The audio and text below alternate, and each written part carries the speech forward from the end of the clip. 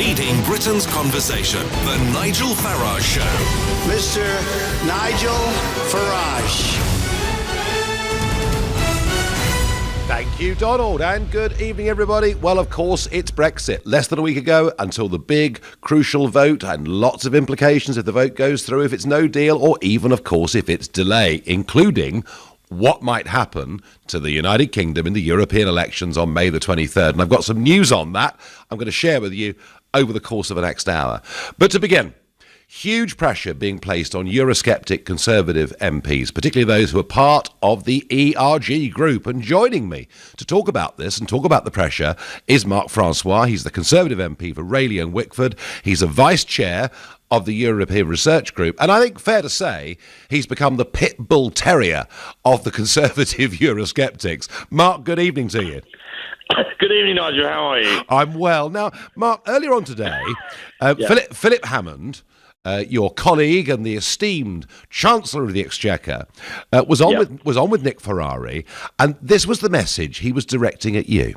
We're looking for a good deal, a good outcome from this week's negotiation with the European Union that we'll be able to put to Parliament on Tuesday. And I think my colleagues need to think very, very hard about the alternatives now. We're just a couple of weeks away from the deadline.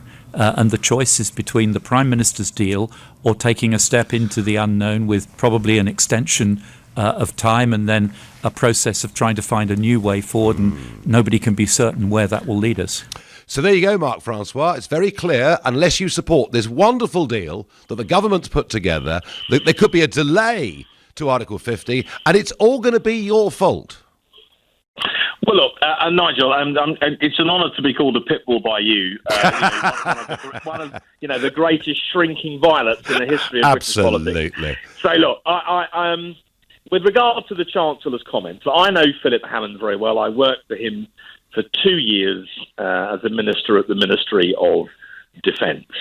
As we all know, he brightens up every cabinet meeting with his optimistic view of the world, and in particular his sense of humour, for which he is world famous. Quite right. In terms of trying to bully me or my colleagues in the ERG, it's a total waste of time. The reason we have held out so staunchly against the withdrawal agreement is because we've read it, and as I know you know. It means we don't leave the EU. It leaves us hanging half in and half out. We pay £39 billion to the EU for absolutely nothing in return.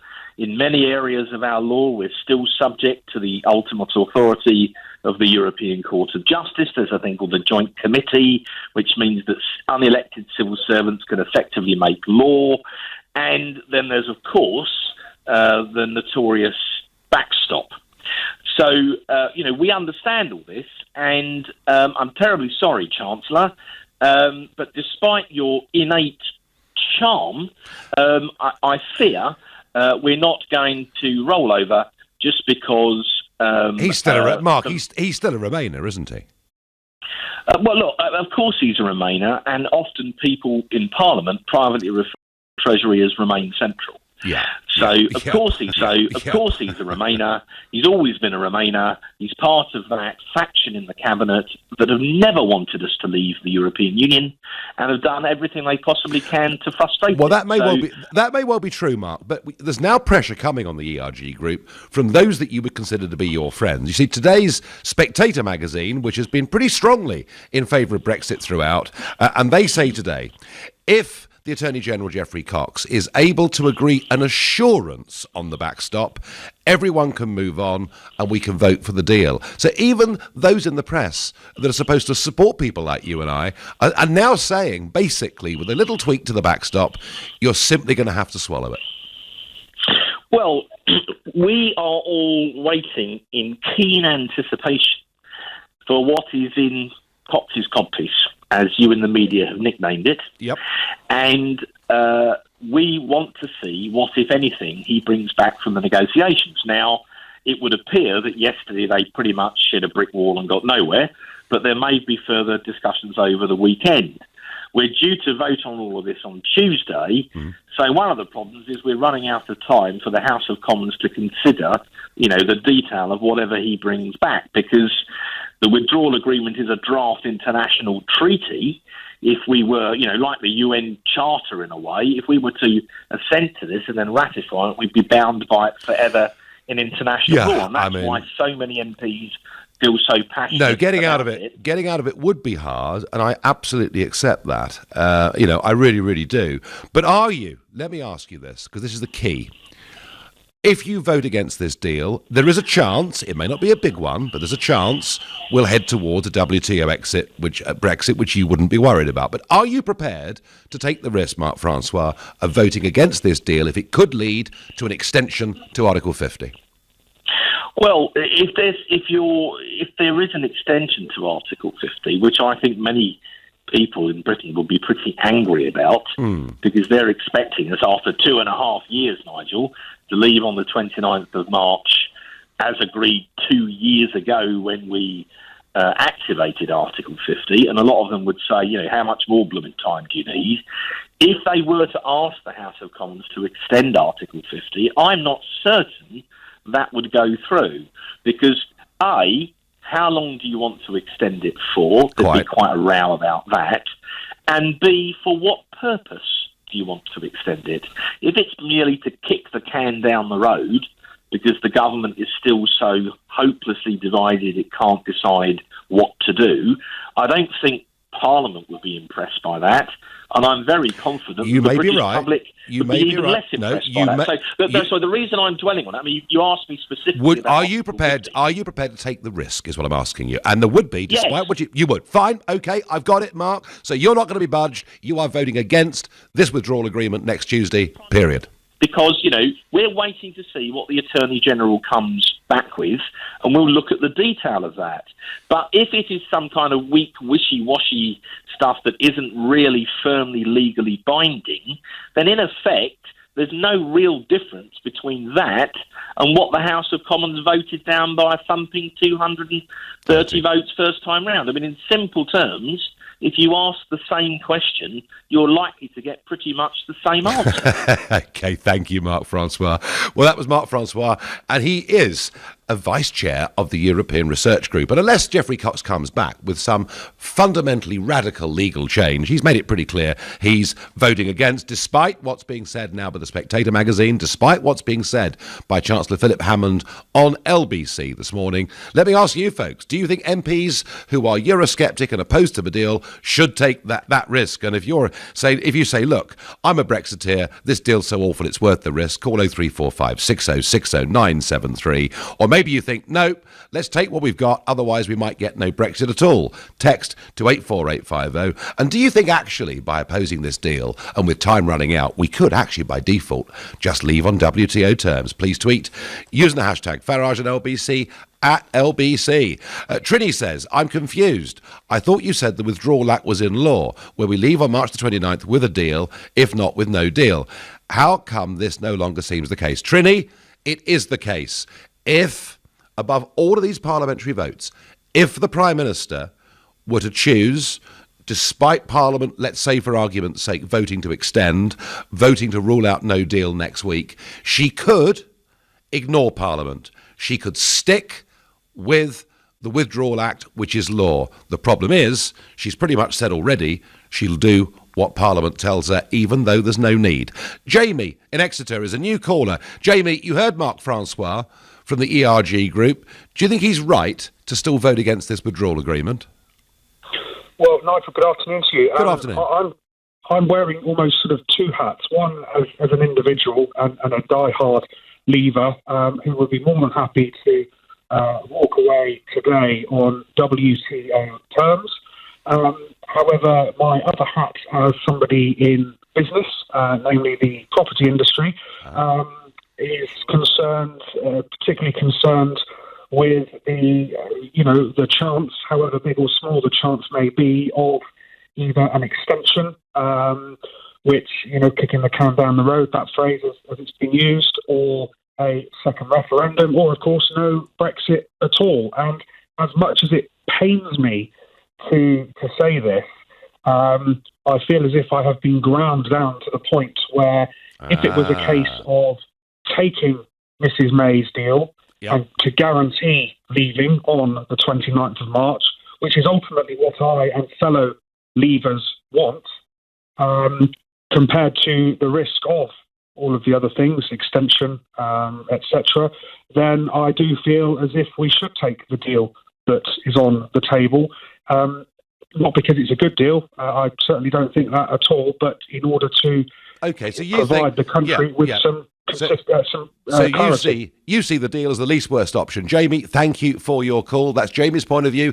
He thinks that's the least worst option. I have to say, personally, I think WTO terms is by far the least worst option. Gillian from Darlington says, I reject the deal. I'd like to see a general election. Well, I'm not sure that's coming anytime soon. Maybe I'm wrong.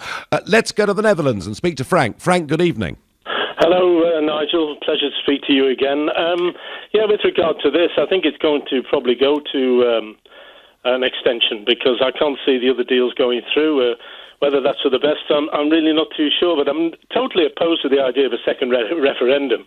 I think that would be just creating more and more complications as time goes on. But the Eurosceptic MPs are in a bit of a sumo grip, aren't they, with regard to Theresa May and Philip Hammond at the moment? Frank, yes. They face a huge dilemma, and if this deal does go through the House of Commons, it will then have to receive final ratification in the European Parliament in Strasbourg, and I will have the same dilemma. But Frank, be clear.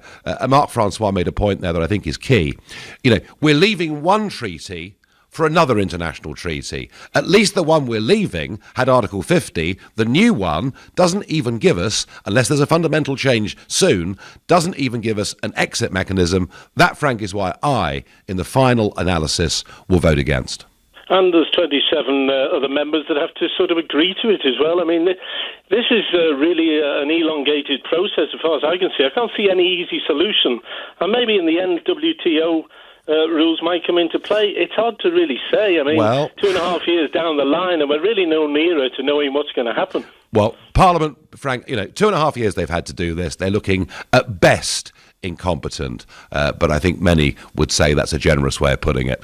Thank you very much for your call. You're listening to the Nigel Farage Show here on LBC. It's 6:15 and time for the news headlines with Lisa Aziz. A teenage boy has died after being stabbed in West London this afternoon. Police have also confirmed a 37-year-old man knifed in the Soho area over the weekend died last night. The Work and Pension Secretary Amber Rudd says she's mortified by clumsy language she used in an interview to describe Labour's Diane Abbott. The high street fashion chain LK Bennett has collapsed into administration, putting around 500 jobs at risk at 41 branches. LBC weather, rain and winds clearing most parts of the country to leave a dry and clear night, a low of -2. LBC Travel, I'm Dave Goff. It's heavy on the M20 westbound. The lane's closed because a car's broken down in the roadworks from junction 4 for Leybourne to junction 3 for the M26. There are queues in Goodmays. The high road is blocked in both directions at Kingswood Road. That's because of a police investigation. In Chingford, there are delays on the North Circular eastbound. The lane's closed because the lorry's broken down after the Crooked Billet interchange. It's very slow on the A2 out of town from the Falkerwood interchange to the M25 at Damaranth after there was an accident earlier on. On the trains, Greater Anglia are running replacement buses from Cambridge to Liverpool Street because of overhead line problems, and London Overground have severe delays from Stratford to Richmond and Clapham Junction.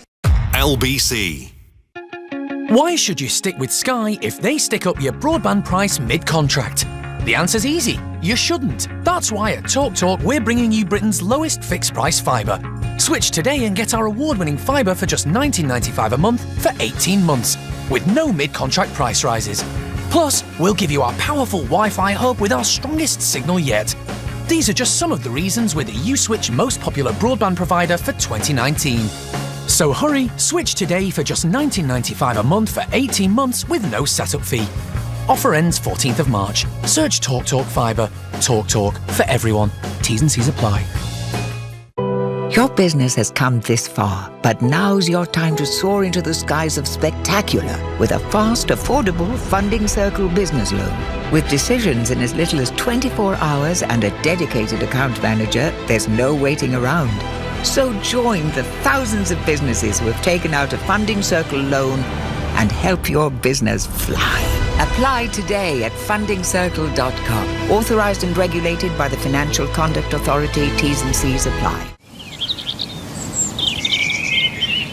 Isn't it reassuring to know that when you're looking to remortgage, you don't have to rejig your routine?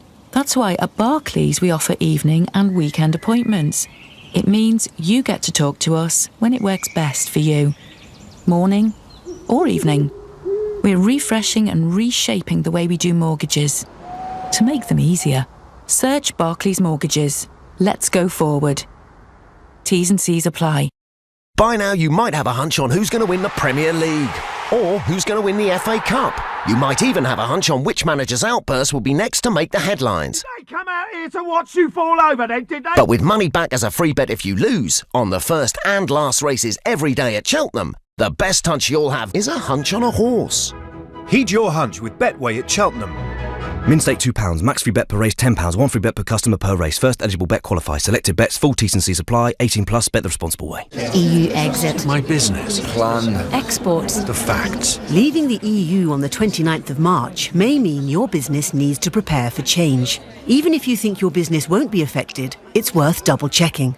To help you prepare your business, you can find guidance and up-to-date information at gov.uk/EU exit. Stylish and effortlessly cool, this model is a real head-turner.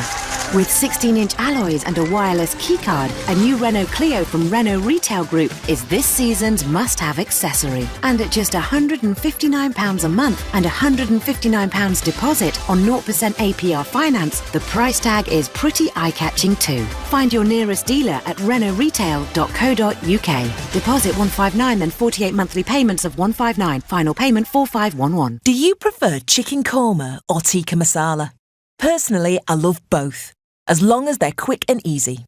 Which is great, because at your local co-op you can choose both curries plus 4 bottles of Coors Light for just £7, making curry nights even easier than getting a takeaway. Normally £9.25, subject to availability, participating stores. Please drink responsibly. Buying workshop delights and travelling to meetings off-site.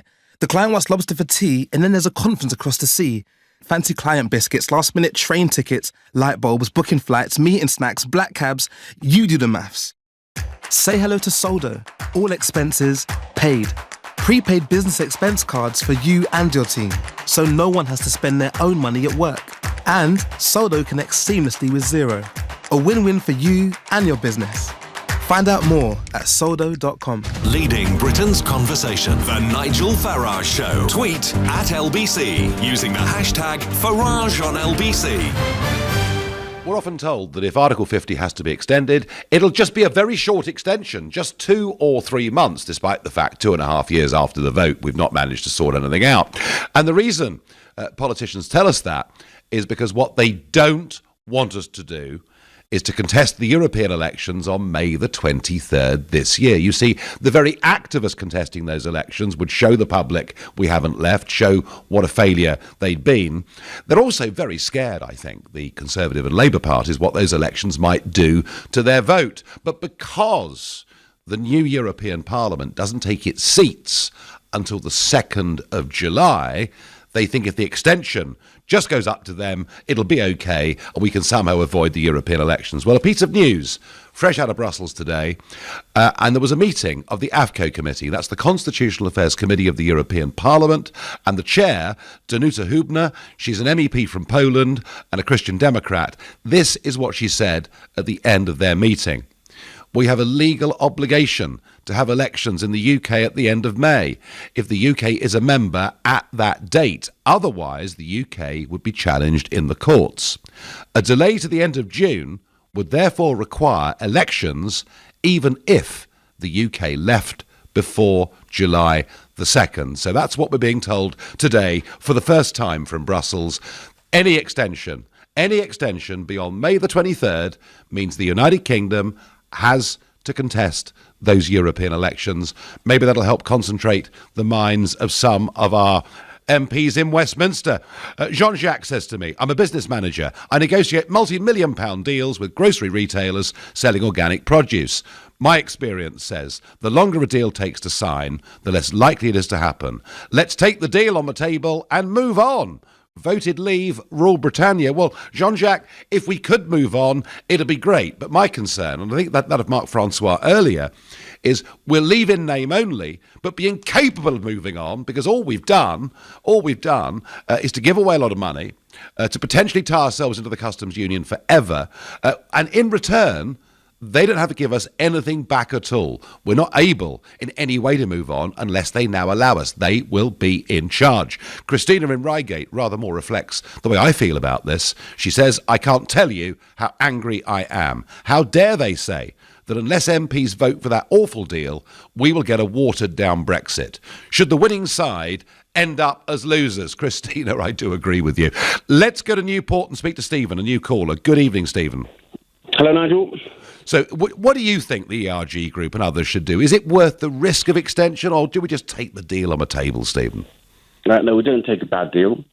We'll be stuck in Europe forever and a day, as you suggest. Yep. My thought is that if Parliament is going to reject the vote of the people and is going to say, well, we're staying in Europe, whether it's in name or whether it's simply through the side door, so to speak, through Theresa May's deal, then that's Parliament's view. But if Parliament is going to reject her deal, that's one thing. The next option for them is to accept no deal, or otherwise to reject the result of the referendum. I suspect we're going to general election territory, and I'm probably not averse to that as to where we are now, because Parliament's let us down. And the reason I was calling was to get across to you my idea, which you, probably many others have had perhaps, but anyway, it's this. Brexit Party or Leave Party, I refer to it as a Leave Party because I think Leave is what we voted for, and it's easier for everyone to understand and commit to. A Leave Party, on the ballot paper, the local candidate is identified as Leave Conservative, brackets, or Leave Labour, in brackets. Yeah. All under the same umbrella. It's all promoted by the Leave Party. But then the voter at the ballot box can know that they're voting for a Leave candidate, someone who's not going to ignore their referendum vote, but they're not then voting for a single issue party, which I think was a problem for a lot of people with UKIP.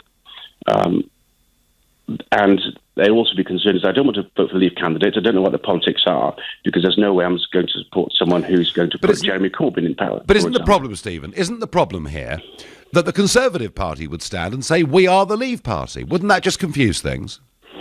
But when it's up to the electorate to actually to believe them, there is potential for confusion, but I think it's a question for the Leave Party to explain themselves, and then the voter says, actually, I'm not going to vote for that Conservative Party. And indeed, they might actually vote in the local area. They might vote for someone who's Conservative, and they know was properly supporting and accepting, properly supported and promoted Brexit, but not someone who supported May's deal and supported every action that was possible to avoid it. But Stephen, if we had a snap general election, how can a brand new party logistically get itself into the field, put out, it would probably need 500 and something candidates. It's a heck of an ask, isn't it, in a short space of time?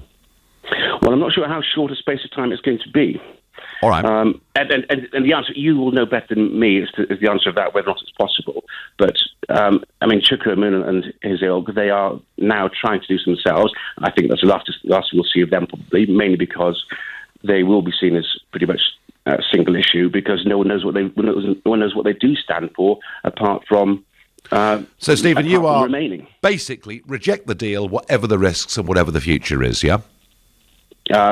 Well, the deal isn't leaving, so we don't take it. All right, fine. OK, Stephen, thank you very much indeed. Shazwellin says the withdrawal agreement is so bad that it's better to remain. Well, I'm not going to agree with that comment, although there are some, I have to say, there are some quite high-profile supporters of Brexit who have made a similar comment. Pauline just says no deal. Irene says no deal. That's the real deal. Trish, no deal is better than a bad deal. Pat, we all want no deal. Diana says no extension, just leave. What I have noticed is that the Leave side of this argument is now very unified behind just leave on a WTO deal. Let's go to the Isle of Wight and speak to Ruth, who's a new caller. Ruth, there are some that think better to take what's on offer than risk goodness knows what in the future. Well, hello, Nigel. Hello. And I'm with the majority of your callers and with you in saying the deal, so-called, the withdrawal agreement, is so awful that it must be rejected. The MPs must hold their nerves and vote it down again, more thoroughly if they possibly can. And then we will see what comes up. But I'm not in favour of any extension to the Article 50. Yeah. And would just love to come to the end of this month with nothing agreed, nothing going on, and hello, we have a party on the 30th. Well, Ruth, I'm absolutely all for that too. But do you think, there's pressure coming, we saw it today from the Chancellor of the Exchequer on with Nick Ferrari this morning, pressure even coming from the Spectator magazine, which has been very much in favour of Brexit. Do you think, because you see, I'm asking this question, Ruth, because I remember back at the time of the Maastricht Treaty that in the end John Major made it a motion of confidence and they all said, we're going to put party before country. Do you think the pressure is going to grind these people down, or do you think they'll stand firm? I really don't. I honestly don't know. No one does. No one does, Ruth. Don't worry. But it's a difficult one, isn't it? Because and I can see conversations like, well, of course, old boy, if you go against the government, it might be difficult to get reselected next time round. You can see the pressures that are going to get put on people, and you've got no fear, Ruth, of a WTO no deal Brexit. I'm sorry. You've got no fear at all. No, clearly, absolutely not. No, I have been a member of UKIP for a long time. Okay. And I'm sorry they got my name a little wrong. It's Rose, actually Rose. Right. Well, they do make mistakes. No. Well, Rose, you're clearly a committed Brexiteer. Your mind is made up, and I do agree with your points. I thank you for your call. Sarah in Cardiff says, Nigel, I would love it if all the Remainers and stirrers in this negotiation end up with a no deal due to default because of their behaviour. I did think more recently that maybe accept the deal. You know what, Nigel? I'd prefer another vote and stick it to them with all barrels. And again, I'm hearing that from Leavers as well. And Remainers, so far, you're very quiet in this debate. 0345 6060 973. Well, one or two people in the House of Commons today have been meeting up with French politicians. I'm going to give you my view on that. But for now, you're listening to the Nigel Farage Show here on LBC at 6:30 in time for the news with Lisa Aziz. Met Police have confirmed a teenage boy stabbed in West London this afternoon has now died in hospital. He's the fifth person to be killed in a stabbing attack in the capital in the past week. A 37-year-old man stabbed in Soho at the weekend has also died in hospital. The Work and Pensions Secretary Amber Rudd says she's mortified at her clumsy language in an interview. She described Shadow Home Secretary Diane Abbott as coloured and has now apologised. Miss Abbott's called the comments outdated and offensive. Two men aged 18 and 25 have been arrested on suspicion of murdering a man in Oxford. The 22-year-old victim was hit by a car and stabbed several times a week ago. He died in hospital last night. LBC weather, rain and winds clearing most parts of the country to leave a dry and clear night along with a sharp frost, a low of -2. Nick Ferrari at breakfast. Weekday mornings from 7. LBC. As the politicians keep talking, teenagers and others keep dying. That is the reality. Elaine Donelon, who's from Operation Shutdown, which is a group of bereaved parents and social workers trying to stop knife crime. We've had summits, we've had shiny reports, we've had strategies. You can pull them out of your ear, Nick. It's not enough. Nick Ferrari at breakfast. With Xero, get your business digital ready with Xero accounting software. LBC. You're on a roll, and life keeps rolling with you. You're rushing, you're moving, you're grooving, you're running late, you're gymming, you're swimming, you're meditating. And you're walking, you're talking, you're working, not working, and texting, you're simply unstoppable. And unstoppable shouldn't have to stop to enjoy great food. With Uber Eats, you could order food from your favourite restaurants and have it delivered right to your doorstep. Uber Eats. Get food delivered wherever life takes you. Download the app today. Available at selected times in selected locations. Everyone knows that the best deals don't hang around for long, so don't miss Jemka Toyota's 19-plate event on now. For a limited time only, enjoy up to 10% off the list price on selected new Toyotas. 0% finance now on key models. And be one of the first to test drive the all-new Corolla and all-new RAV4. The clock is ticking, so head straight to your nearest Jemka Toyota centre today, with branches in Bromley, Croydon, Sidcup, Edgware, Enfield, Bracknell and Reading. Terms and conditions apply. How refreshing is it to know that when you're thinking about remortgaging, you can find out if you could borrow what you need straight away without affecting your credit score? That's why at Barclays, we'll let you know with an online agreement in principle from the comfort of your own home. We're refreshing and reshaping the way we do mortgages to make them easier. Search Barclays Mortgages. Let's go forward. T's and C's apply. Based on the amazing true story Ladies and gentlemen, we're the fisherman's friends. of 10 ordinary fishermen What kind of music were they singing? The Rock and Roll of 1752. who did something extraordinary. I can secure you a record deal. Critics are calling it the feel-good film of the year. I can't take a punt on Popeye and his pals. Remember what the well-known Irish singer said? I may be plain old Paul Hewson from Dublin. Put a pair of shades on. I'm Bonio. Oh no, you pillock. Fisherman's Friends, in cinemas March 15. The world's longest wedding dress had a train that stretched for 5 miles. Pity the poor page boys. For a frock, that's big. But it's not Euro Millions big. This Friday, it's a colossal £53 million jackpot. Euro Millions, amazing starts here. Estimated jackpot rules and procedures apply. Players must be 16 or over. I'm making this Vonage phone system my business. Let's go through it again. I'll have it set up for you in a few hours. At 11:14 exactly. Seamlessly flip your call from your desk phone to your mobile. 1423. Pop up Mr. Brown's Salesforce data when he calls. 1605. Simultaneously video call you and Mr. White. Okay, let's do this. Make Vonage part of your entourage. A business-ready phone system from just £9 a month. To find out more, go to vonage.co.uk. Terms apply. Vonage. Sounds like good business to me. By now, you might have a hunch on who's going to win the Premier League or who's going to win the FA Cup. You might even have a hunch on which manager's outburst will be next to make the headlines. They come out here to watch you fall over then, did they? But with money back as a free bet if you lose on the first and last races every day at Cheltenham, the best hunch you'll have is a hunch on a horse. Heed your hunch with Betway at Cheltenham. Min stake £2, max free bet per race £10, 1 free bet per customer per race. First eligible bet qualifies. Selected bets, full T's and C's apply. 18 plus, bet the responsible way. Buying workshop delights and travelling to meetings off-site. The client wants lobster for tea and then there's a conference across the sea. Fancy client biscuits, last-minute train tickets, light bulbs, booking flights, meeting snacks, black cabs. You do the maths.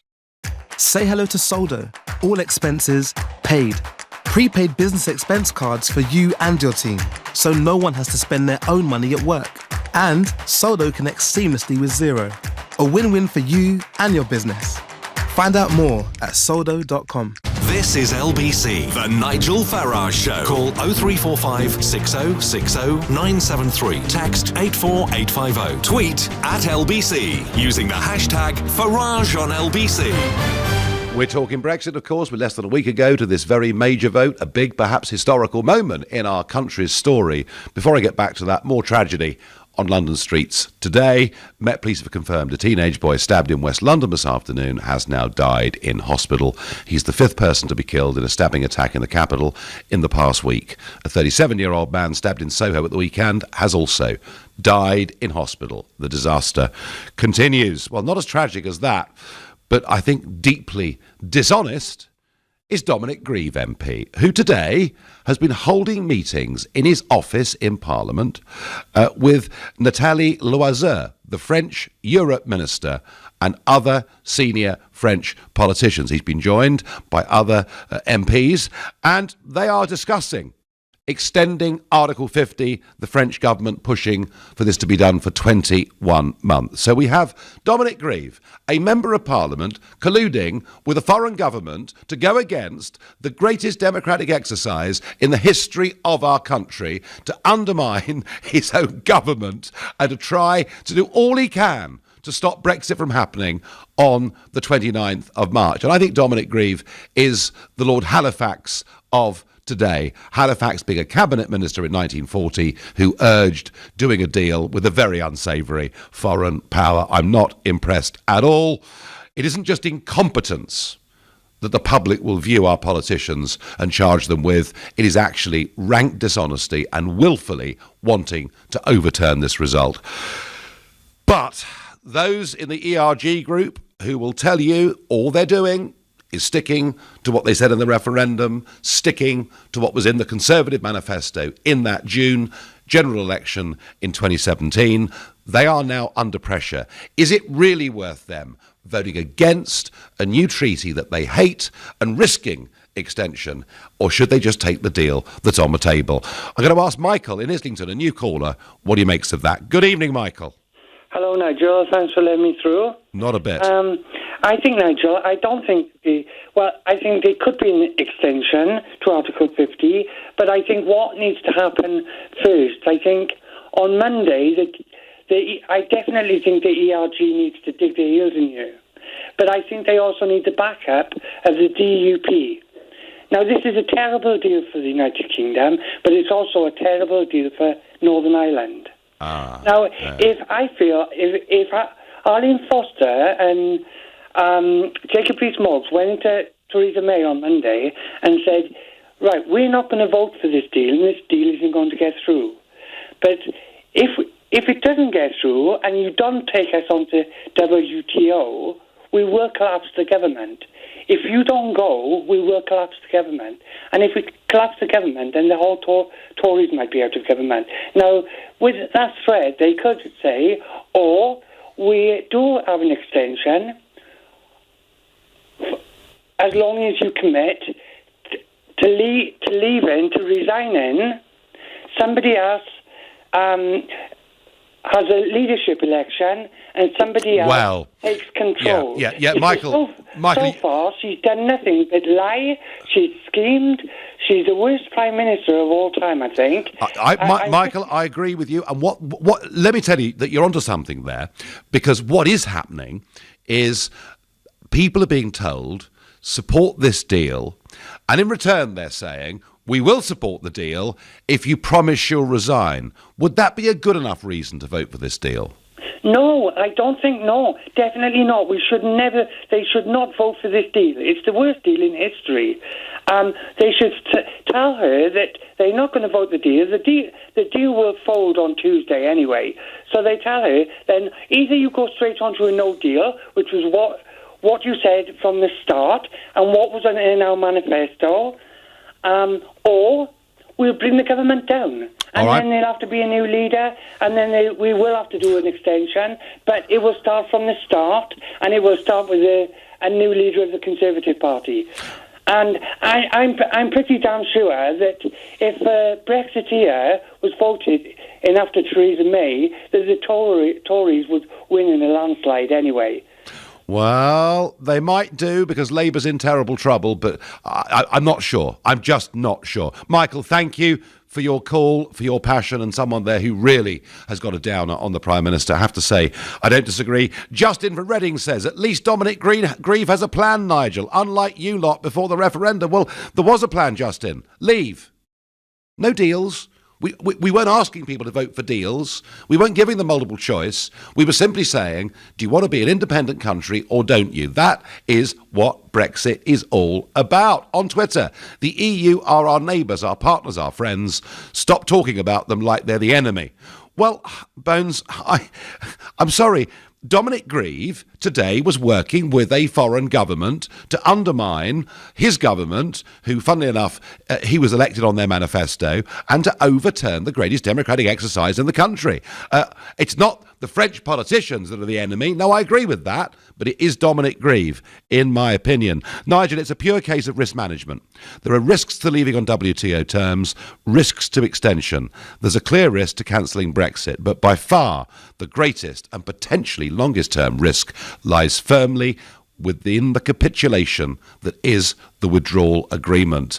Let's put on our big boy pants and let's go WTO, says Lee from Bournemouth. And Lee, that's an argument that Chris Evans, the editor of the Daily Telegraph, was making today. He was saying, if you look at all the options, in front of us, actually, leaving on WTO terms is the least risky. And I think right now that is right, despite the hysteria that we get about all these businesses that are leaving Britain. And I'll talk a bit more about that as the evening goes on. Andrew in Guildford, another new caller. Good evening, Andrew.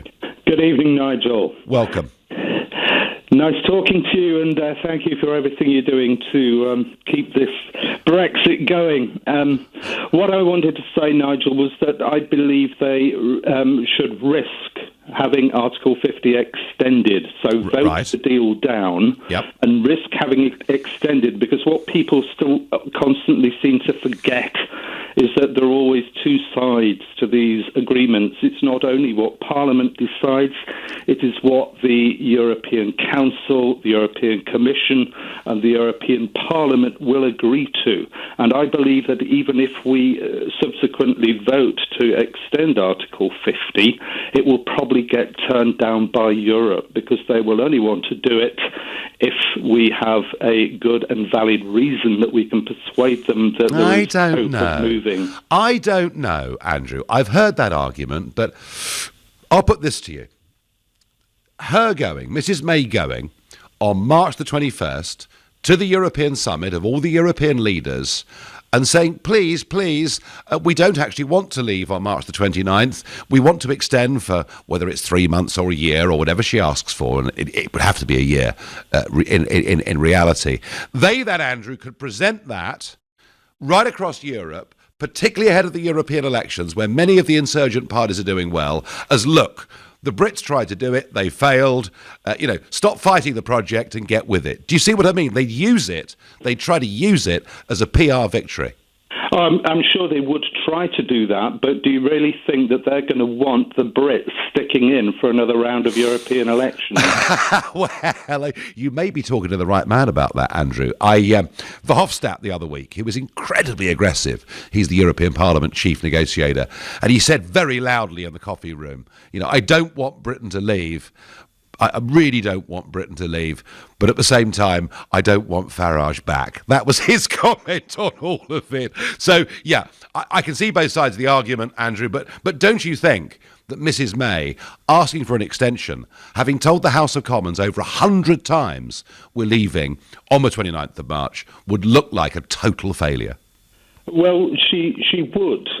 I think the problem is you can only be successful in negotiations if you take the initiative, retain the initiative, and only let go of the initiative on your own terms. Absolutely. And what this government has done right from the start, they've given the initiative to the EU negotiators, they've played into their hands all the way along, and the only way we can actually get the initiative back now is to go out on a no-deal basis. I agree with you. Andrew, I agree with you. Thank you for your thoughtful call. Now, this business of who are the enemies and who are the friends, Lynn sums it up beautifully on Facebook. She says, the EU are certainly not my friend. Europeans are. I'm with you, Lynn. I love Europe. I hate the European Union. It's quite clear. You're listening to the Nigel Farage Show. It's 6:45 and time for the news headlines with Lisa Aziz. A teenage boy has died after being stabbed in West London this afternoon. Police have also confirmed a 37-year-old man knifed in the Soho area over the weekend died last night. The Work and Pensions Secretary Amber Rudd says she's mortified by clumsy language she used in an interview to describe Labour's Diane Abbott. The high street fashion chain LK Bennett has collapsed into administration this afternoon, putting around 500 jobs at risk at 41 stores. LBC weather, rain and winds clearing most parts of the country to leave a dry and clear night along with a sharp frost, a low of -2. LBC Travel, I'm Dave Goff. There are queues on the M25 anti-clockwise. 2 lanes are closed because a car's broken down from junction 25 for Enfield to junction 24 for Potters Bar. It's very slow on the M23 northbound after a van broke down in the roadworks earlier on from junction 9 for Gatwick Airport to the M25. In Goodmayes, there are delays. The high road is blocked in both directions at Kingswood Road because of a police investigation. On the trains at Euston, Virgin Trains West Coast and London North Western services aren't moving because of an investigation. Greater Anglia, they're running replacement buses from Cambridge to Liverpool Street because of overhead line problems. And London Overground have severe delays from Stratford to Richmond and Clapham Junction because of overhead line problems earlier. Coming up at 7 on LBC, Ian Dale. Government gaffes, Cox's codpiece and the Global Awards with reports from LBC's very own Matt Stadler. We've got it all tonight and the news hour starts in 10. Ian Dale on LBC. Life is full of so many things. Happy things, sad things and surprising things. You've got commuting things, typing things, planning things. With all these things, it's easy to forget you need to eat something. So open the Uber Eats app to order a sushi thing, a burger thing, or perhaps that new thing. Sit for a minute and enjoy that thing, and then get back to all your other things. Uber Eats. Get food delivered wherever life takes you. Download the app today. Available at selected times in selected locations. You up to date? I ain't talking fashion trends, sunshine. I'm talking about the latest software and app updates. Here's the thing. Hackers love it when you don't install them. They can use weaknesses in outdated software to attack your device. And if your identity gets nicked, any Tom, Dick or Harry can pretend to be you. So watch your back out there and keep your software and apps up to date. All right? Be cyber aware. Learn more at cyberaware.gov.uk. ISAs. They're all pretty. But what if there was one that was more... That's what you get from Vitality. It's an ISA, but with more oomph. Invest in Vitality ISAs or Junior ISAs, and on top of any returns, we give you bigger and bigger boosts every 5 years. Up to 15% over 25 years. Just search Vitality Invest ISA. Vitality. Positively different. Like all investments, they can go down or up and you may get back less than you invest. Conditions apply. A good cup of tea can fix everything. Well, possibly not your broken boiler. But Trust a Trader are always on hand to help. TrustedTrader.com have lots of really lovely tradespeople who are vetted, reviewed and reliable.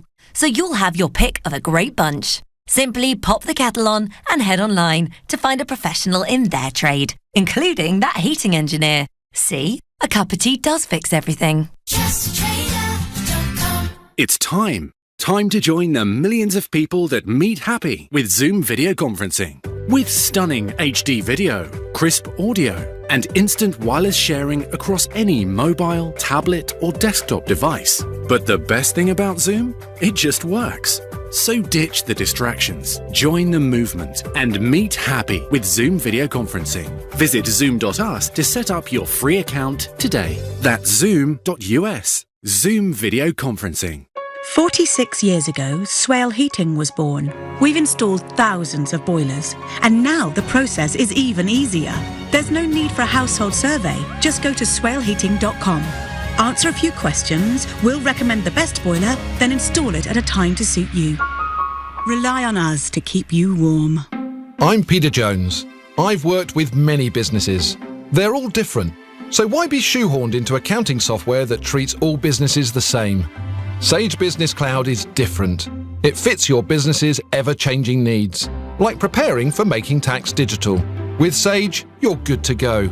Business is about making wise choices. It's about being Sage. Be ready for Making Tax Digital. Sign up for a free MTD consultation at sage.com/MTD. From the 8th of April, London's new ultra-low emission zone charge will come into effect. Don't get caught out. Get your Euro 6 low emission van from VanWise today. 3 superstores with up to 800 vans in stock. Just minutes from the M25. All vans receive a comprehensive 112-point pre-delivery inspection. And you could drive away today from just £99 a month. Buy Wise, drive Wise, VanWise. Find your next van at vanwisegroup.com. Leading Britain's conversation. LBC, The Nigel Farage Show. Alan says to me by text, Nigel, are you happy to see car workers lose their jobs? How do you sleep at night, Nigel? Alan, you might have noticed falling demand from China for motor cars. Diesel engines, which our government encouraged, suddenly demand has collapsed for them, and a free trade deal with Japan is sending manufacturing back there as well. The car industry has a lot of problems, but of course, people try and blame every bad news story on Brexit. Well, how about this, Alan, when it comes to cars? So announced this week, Mercedes-Benz, that's right, the German company, Mercedes-Benz, are just about to build and then open this summer their biggest car dealership in the whole of Europe. It's a 10.5-acre site.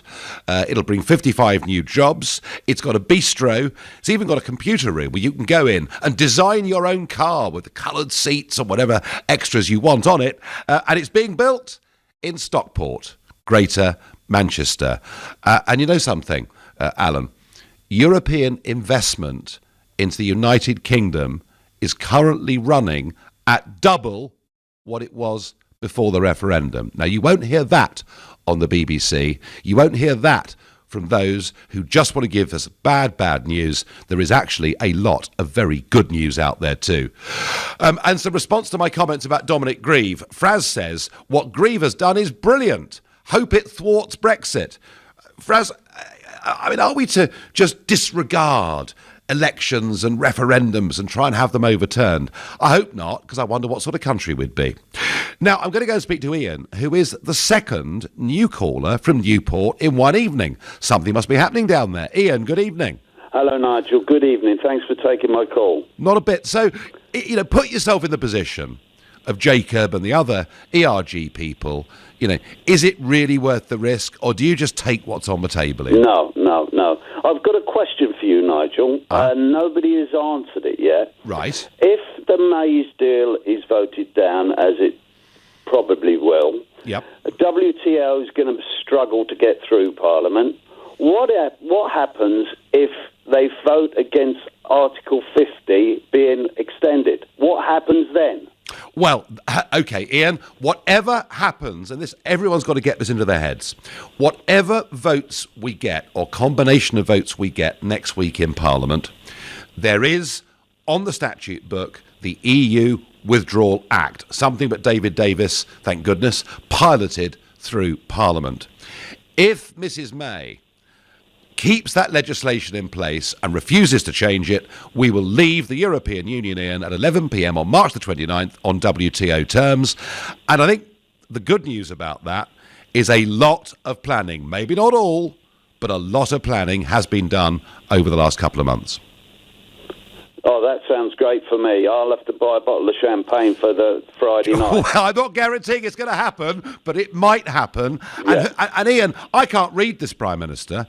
Maybe she realises that if she doesn't get, if we don't leave on that day, her legacy will be disastrous. Maybe that's her last-ditch position. None of us, Ian, actually know. All I would say is that, her behaviour to date doesn't suggest that's the case, but we'll see. No, all the way through anyway. No, it's a strong word, but it's tough to disagree with it. Ian, thank you. I'm back to New York to speak to Oliver. We've spoken before. Good evening, Oliver. Hello, Nigel. Nigel, I understand from Nick Clegg that you have a tendency to be a bit of a fantasist. So, well, I do. If I could, Oliver, there'll be people driving their cars at the moment wondering what you meant, and I want to explain quickly. That in the debate hosted by LBC and Nick Farage, when I talked about a European army, Clegg said I was a dangerous fantasist to even suggest it. Right, I thought I better explain that, Oliver. Otherwise, people might think very odd things. Allow me to indulge you in a little fantasy of mine, Nigel. Okay. One that would allow Theresa May to become the Queen of Brexit, to unite the Conservative Party and go some way to uniting the country. Mm-hmm. She stands on the steps of Downing Street and says, sadly, the Attorney General has come back with nothing. She knows the country knows very well that Theresa May has tried her hardest, being a Remainer, but she has tried all she can. The Attorney General has come back with nothing, and effectively the EU is trying to divide up our country with the backstop. As she's already said, she no Prime Minister will allow that. So she is therefore committing the UK to leaving on WTO terms. Yep. She then goes a little further and announces that John Redwood will be Chancellor. Yep.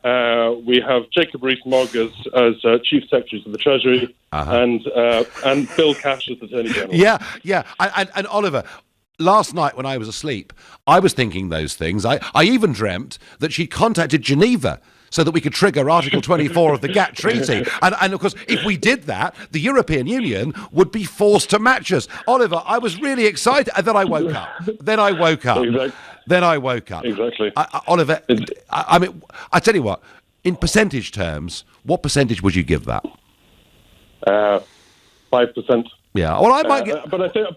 I might give it more than that, actually. I might give it 15 to 20, but, Strategically... from a strategic point of view, I think actually the country at large would actually be behind her if she did it in a convincing way. She could actually pull it off, and certainly maybe not the parliamentary Conservative Party, but the rest of the Conservative Party grassroots would be fully behind her. Oh, they would. And, Oliver, there'd be millions of Labour voters too who'd say, do you know what? Exactly right. On this, whatever else we think of her, on this, she's done the right thing. Thank you. Darren in Woking, time running out. Please make your point. Is it worth the risk of people to reject this deal? If it stops Theresa May getting her deal through, then I think an extension would be desirable only under that. Nigel, very quick question for you. Can the EU extend Article 50 and change our ability to revoke Article 50 without losing any of our current rights? No, because they can't change the treaties. You know, the treaties are the treaties are what they are. Now, there are some loose interpretations sometimes in Brussels of those treaties. No, it's pretty clear. We have to ask for an extension. 27 other members have to agree. Darren, I thank you. And I'm asked here, Nigel, if Grieve is talking to the French, why can't the ERG speak to the Italians to vote against an extension? Well, I think if we do go to the European Summit on the night of the 21st of March, and I'll be there in Brussels, and broadcasting here on LBC. There will be attempts, I think, by some British Eurosceptics to get other European governments to veto it. We'll see. A long way to go before we get to that. A pretty dramatic week in British politics coming up next week. I'm going to be back with you on Sunday morning at 10 a.m. At 10 o'clock tonight, it's Tom Swarbrick. But up next, it's Ian Dale. Thanks, Nigel. So, which Tory cabinet minister has reason